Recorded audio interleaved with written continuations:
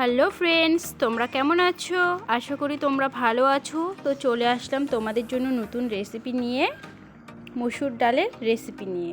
তো কি করে রেসিপিটা বানাচ্ছি দেখে নাও। তো দেখো, প্রথমত আমি এখানে ডাল নিয়েছি একটা পাত্রের মধ্যে। তো আমি কি দিয়ে বানাবো তোমরা উপকরণটা দেখে নাও।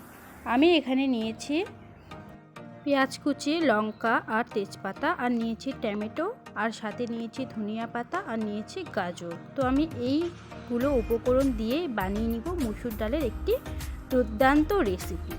তো দেখো, প্রথমত আমি জল দিয়ে মসুর ডালটাকে এখন ধুয়ে নেব।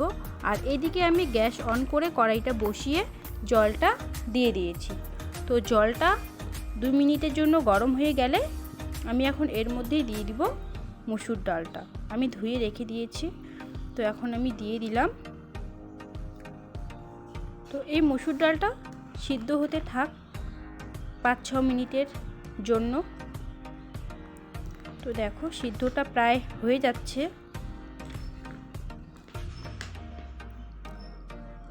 আর এইভাবে মসুর ডাল বানালে খেতে ভীষণ ভালো লাগে, ছোট বড়রা সবাই খেতে পারে। তো দেখো, আমার প্রায় মসুর ডালটা সিদ্ধ হয়ে গেছে অনেকটাই।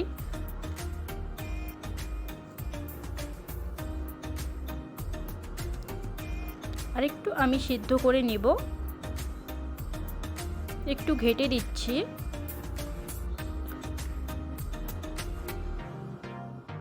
তো মসুর ডালটা আমার সেদ্ধ হয়ে গেছে। আমি গ্যাসটা অফ করে আমি একটু এখন মসুর ডালটাকে ঘেটে নেব।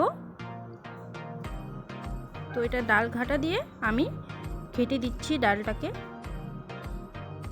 দানা দানা ডাল থাকলে দেখতে ভালো লাগে না, আর খেতেও অত টেস্ট হয় না। তো আমি একটু ঘেটে দিচ্ছি। ঘেটে দিলে একবারে ডালটা ঘন পাতলা হয়ে যায়। দেখো, খুব সুন্দর হয়ে গেল।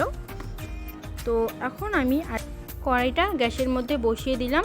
তো কড়াইটা 2 মিনিটের জন্য গরম হয়ে গেলেই এর মধ্যে আমি দিয়ে দিব সর্ষের তেল। তোমরা চাইলে সাদা তেল দিয়েও এই ডালের রেসিপিটা তোমরা বানাতে পারো। তো তেলটা দিয়ে দেওয়ার পর দেখো, তেলটা গরম হয়ে গেছে। তো এর মধ্যে আমি দিয়ে দিব পেঁয়াজ কুচি। পেঁয়াজ কুচিটা দিয়ে দিলাম। এখন আমি একটু ভেজে নেব, হালকা ভাজবো, বেশিক্ষণ ভাজবো না। তো ভেজে নেওয়া হয়ে যাচ্ছে। তো এখন দিয়ে দিচ্ছি কাঁচা লঙ্কা 2-3টে, আর দিয়ে দিলাম তেজপাতা। তো অনবরত আমি ঘেটে নেব। তো আমি ঘেটে নিলাম। আর এর মধ্যে দিয়ে দিচ্ছি 5 ফোড়ন। ফোড়নের মধ্যে ডালের এটা মেন। তো দিয়ে আর একটু ঘেটে নেওয়ার পর এখন আমি দিয়ে দিব কুচি করে রাখা গাজর। তো গাজরটা দিয়ে দিলাম। গাজরটা দিয়ে এখন আমি অনবরত ঘেটে নেব। গাজরটা আমি পাতলা পাতলা করেই কেটেছি, তাহলে তাড়াতাড়ি সেদ্ধ হয়ে যাবে। তো আমি ভেজে নিচ্ছি একটু। দেখো, সেদ্ধটাও হয়ে গেছে অনেকটাই। আর মসুর ডালে গাজর দিলে অনেক ভালো হয়, খেতেও দারুণ লাগে। তো এর মধ্যে দিয়ে দিলাম আমি হলুদ গুঁড়ো, আর দিয়ে দিচ্ছি পরিমাণ মতো লবণ। যেহেতু আমি ডাল রান্না করব, সে অনুযায়ী আমি লবণ আর হলুদটা দিয়ে দিলাম। তোমরা চাইলে কম বেশি করে নিতে পারো। তো লবণ হলুদটা দেওয়ার পর আরেকটু ঘেটে নেব, ভালো করে ভেজে নেব। আর গাজরটাকে একটু ভাজতে হবে, গাজরের যে কাঁচা গন্ধটা ওটা বেরিয়ে যাবে। তো গাজরটাকে আমি ভাজতে ভাজতে লাল করে নিলাম। তো এরই মধ্যে দিয়ে দিব আমি টমেটো কুচি। তো দিয়ে দিলাম টমেটোগুলো দেওয়ার পর অনবরত নাড়ব, ঘেটে নেব।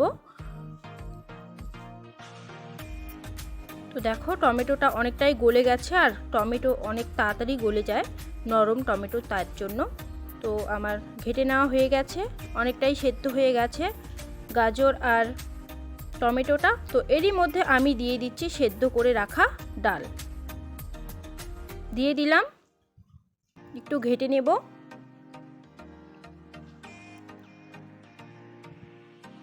তো দেখো, এদিকে আমার ডালটা ফুটে গেছে। আর আরেকটু আমি জল দিব। তার জন্য আরেকটু জল আমি গরম করে নিলাম 2 মিনিটের জন্য। তো এই জলটা আমি ডালের মধ্যে ঢেলে দেব।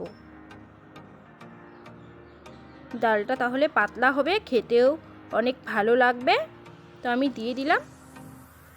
তো ডালটা এখন ফুটে গেলে আমি ডালটাকে নামিয়ে নেব।